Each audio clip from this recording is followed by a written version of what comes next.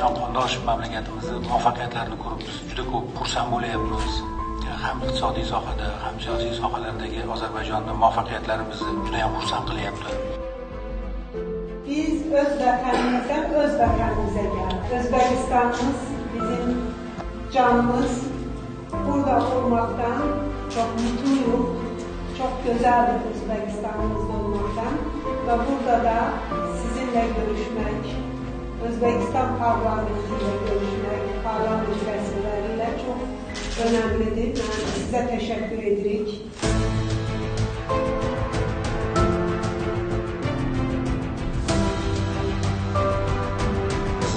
Biz O'zbekistonimizni muhim joylardagi tashrifingiz ishonchim komil, qondosh bo'lgan do'st birodar millatlarimizni bir-biriga yana ham yaqinlashtiradi, yana ham aloqalarimizni rivojlantiradi.